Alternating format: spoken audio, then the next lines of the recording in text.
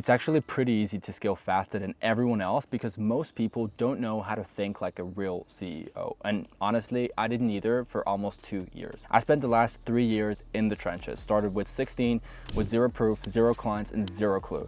Went from straight up not closing a single client for almost 2 years to 10K a month, then 150, and now just last month, 200. Building a team of 25 people and figuring out the hard way what actually creates the ceiling in your business. So I'm gonna be breaking down exactly how a real CEO specifically for agencies think, and what differentiates them from everybody else and why they can grow companies so much faster. And it all starts with the question you're asking yourself every morning. So let's get into it. I wanna start with something that I think the real unlock is, because it's not a tactic, it's not a framework, it's more so just a question, or more specifically, the wrong questions versus the right questions. When I was under 50K a month, I woke up every single day asking, how do I sign more clients and grow and spend more on ads, etc. And that's it. Every morning I was asking those questions, and it made sense because literally the biggest constraint was time, marketing, sales, like all that kind of stuff, and that's what mattered. So I went to a mastermind in Greece and earlier this year, and again, back then I was doing about 50K a month, and we went in expecting some new strategies, some better scripts, some better funnels or anything like that, but the answer was none of that. I was literally just not spending enough on ads and being a bitch and holding myself back. That was the whole thing. And I straight up went home and tripled the business in 2 months, went from $50,000 to $150,000 a month in 2 months later. That was it. That's how simple it was. And now fast forward a couple of months, we've been generating a consistent $120,000 to $160,000 a month in revenue, but we've also been plateaued here for a while. And again, same instinct, what's the marketing and sales tweak? What's the funnel? But this time, the answer is none of that. It's not just spending more on ads or anything like that, because the question is completely wrong. The questions I ask now is the actual shift. It's who on my team is not performing and why. Like, what is the real constraint? Because now it's a people thing. It's not necessarily you just like marketing and sales fix. And I know it sounds super, super simple, but I'm telling you that the shift from how do I get more clients to where is the ceiling in my team or myself as a leader, that is the difference between 50, 150, or 200, 300, 500K a month agencies, and so on and so forth. And it took me 5 months of banging my head against the same number to actually see it, because everyone's chasing the next real hack in business, the next strategy, the next funnel, whatever it is. And look, that stuff matters genuinely, but only up to a certain point, because the reality is that you just got to do the right things in the right order at the right time. And at a certain level, the right thing is no longer marketing. It's you and your team. And if you hire somebody who can do marketing for you, then guess what? You won't have to ask, how do we get more sales? They will do that for you. So once that shift clicks, the next thing that you really need to understand as to what a CEO actually does is what the role even looks like from a day-to-day basis, because that's where I was completely lost. Most people only do one of the things that they should be doing, and that's why they're stuck. And if you're only doing one, you're going through a plateau, and I can guarantee you that. And I'm not saying I've got it all figured out. This is just me at 200K a month right now sharing what I've seen work for me. And the first job of a CEO is management. The second is leadership. And I know, those words get thrown around all the time. They kind of blend in together, but they couldn't be further from the same thing, honestly. So let's talk about those two jobs. We'll start with management. That's the mechanical side. It's the cycle you're running week in, week out. And when I map it out, it's actually pretty simple. You define the direction, you recruit people who can execute in that direction, you set goals, you assist where needed, you monitor the numbers, and you hold them accountable. You keep on developing and training them. But when you then get to the end of the loop, then the important thing is don't stop, you start again. You reassess the strategy, look at the team, you reset the goals, and you keep on going. Now, when I was doing less than 100K a month, I was running this cycle maybe once a month, maybe less. Now, I check it almost every single week, because at scale, the business moves faster than your assumptions. But here's the thing that's super, super important. If you only do that, you're gonna plateau, because management alone keeps the engine running, but it doesn't build the engine, and it does not develop leaders on the team who can then develop their own team. So that's where leadership comes in. And leadership is a completely different skill set, and I don't think I've cracked it yet, but I will say I've learned a lot from my current COO. Leadership, it's softer, it's harder to install, and it's almost entirely based on how you actually behave, not what you say, which, to be honest, is what makes it so hard, because you can install a KPI dashboard overnight, but you cannot install culture overnight. So when I break down leadership, I always come back to the three things: people, vision, and culture. And notice how I haven't said process or anything like that, because typically people argue it's like process or people, whereas in reality, one big lesson I've learned recently is culture always beats systems. Let's talk about the three: people, vision, and culture, in that order. The people piece, I think, is where most young operators are making their biggest mistakes right now, including me up until a recent point. Starting with hiring, the biggest thing here, and I mean the biggest thing, is the skill is secondary. Culture fit is everything. And I know that's one of those things that people say and it kind of floats past you, but every superstar I've got on my team right now, every absolute savage, that's actually what's moving the needle. They were a perfect culture fit from day one. Skills that constraint, values alignment, that doesn't work. So it's very important that you align and hire for the right people. And I suggest everybody else out there do too, is don't just copy your values from somebody else. Like actually think of who is your rock star on the team right now, or your rock stars, and think about what values they align with and you have aligned with too, and then set those as a company values. And then once you've hired those people with alignment and you've got the people through the door, the frameworks I use to evaluate everybody on the team, I call it donkeys, camels, and stallions. And look, it sounds super funny, but it's super, super practical. Stallions, you point them into a direction and they just run, they get the job done. They don't need really management, they're more so self-managed, and yeah, they just run. Compensate them well, spend personal time with them, keep them happy at all costs. Camels go very, very, very far, but you gotta hold them. You gotta hold them by their strip. They need coaching, development, accountability, and so on and so forth. But still, they're very important for the team and you wanna keep them. And then you've got donkeys. Donkeys need constant pushing and literal, actual ass whooping to get the job done. In 90% of businesses, donkeys are the constraint. And I'll be honest, I kept donkeys on the team for way too long, and we still have one or two, because I was emotionally attached with them. I lacked the courage to have the conversation, and the result was the entire team just suffered from it.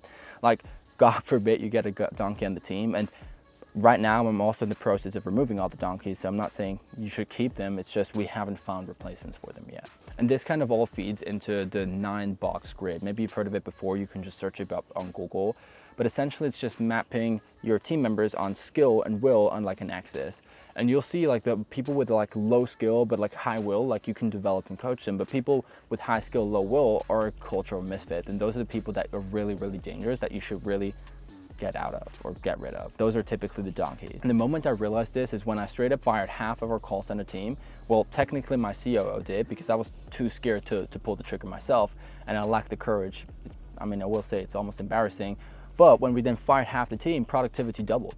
Like, we booked more appointments with half the team size than we had previously, and it's easier, leaner team, and overall, those are the people that were on the team with their cultural fit.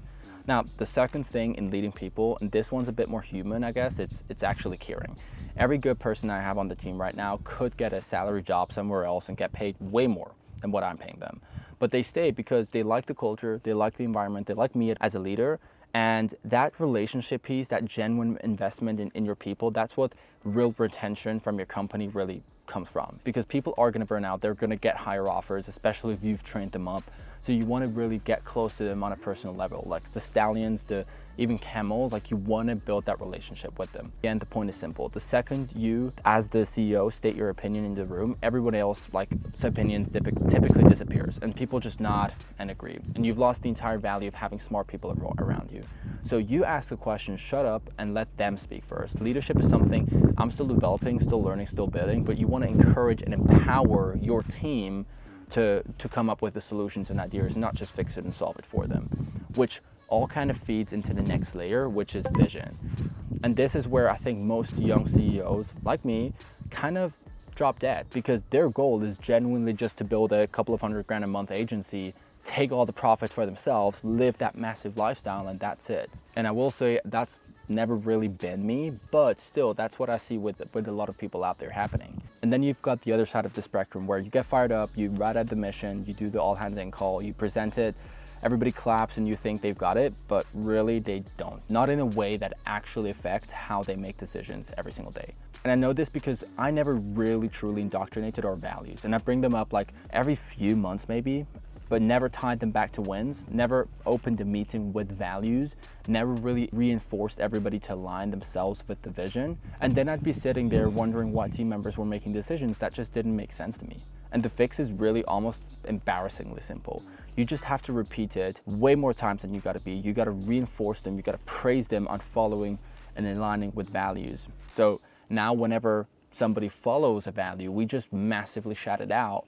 We call it out in front of everybody. We have a wins channel on Slack, and everybody's pumped to align with where we want to go. And also it's about you as a leader truly communicating the goals way clearer than your currently probably doing. And that means long-term goals and vision of the company, but also short-term, like what are the main objectives? Like for example, I had my CSMs make decisions that essentially decrease the LTV, and I was like, why the fuck do we do that? But ultimately it was because we were kind of just communicating with them, hey, churn is everything. Whereas right now, like they clearly understand the billing structure behind it, the LTV, and so on and so forth. But enough from that, let's get to the last piece, culture. And I could do an entire video on this, but I had to distill it into what I'm actually trying to build right now.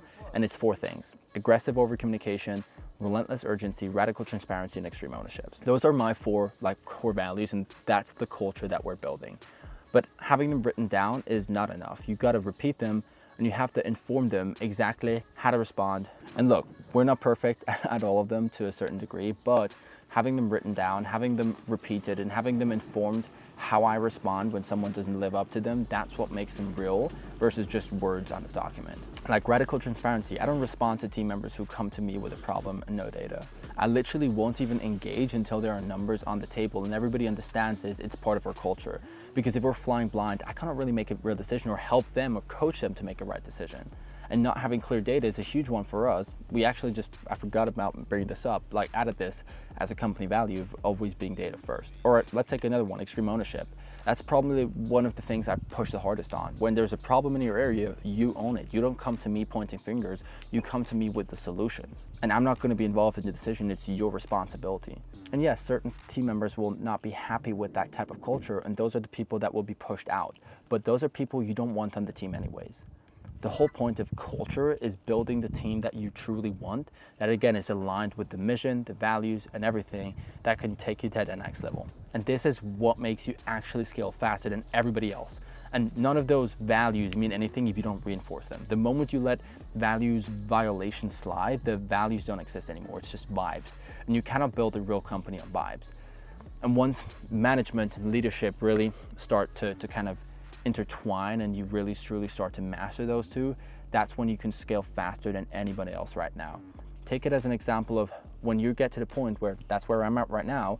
As a leader, I have 5 team leads, and I develop those team leads into becoming better leaders themselves.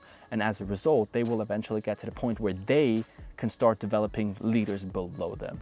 And that is where everything can start to grow exponentially. Because right now, if I want the business to grow, I have to be in it. I'm the one diagnosing constraints, although I've been removed because of the things that I've implemented in this video.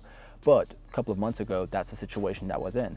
But then the moment I started developing leaders who can develop their own people, that's when the output multiplies. And when our leaders start to develop other leaders who can then develop the people, that's when it starts to grow exponentially. And that's a speed edge that you've got there. That's why operators who get this early end up way further ahead than everybody else, because the guys who skip this layer, they hit a ceiling and they just grind. Again, they think it's marketing and sales when in reality it's something else. And they start trading all their personal time for revenue. But there's only so many hours. But operators who get the people, vision, and culture thing right, at some point the team can carry them and carry the growth without them. And that's when things genuinely grow fast. And we went from like literally 4 to like 33 clients, and now from like, I don't know, 50, 60 to like 100 almost. And it's all because I started asking the right questions instead of the wrong ones. And not sitting here that I figured it out. Again, I've been same number for 5 months, and only just this month we've been able to break past that. But the shifts that I had during those 5-6 months and the things that I learned have taught me so much. In the end, build the people, build the vision, build the culture, promote and really encourage, empower stallions and even camels, and get rid of donkeys as soon as possible. And really focus on not just marketing and sales, but you becoming a better leader, because at that point, that's when I believe you will have that massive exponential shift. Besides that though, I document way more stuff on my on my Instagram, so it's linked below in the YouTube video. You can have a look at it, follow around. And yeah, if you're building companies, scaling teams, whatever yourself, then obviously it would be fun to connect. So you can just DM me, and if you want to see more content like this, and just subscribe to the channel. Thanks a lot. Obviously, again, appreciate a like, subscribe, whatever, and I'll see you in the next one. Peace.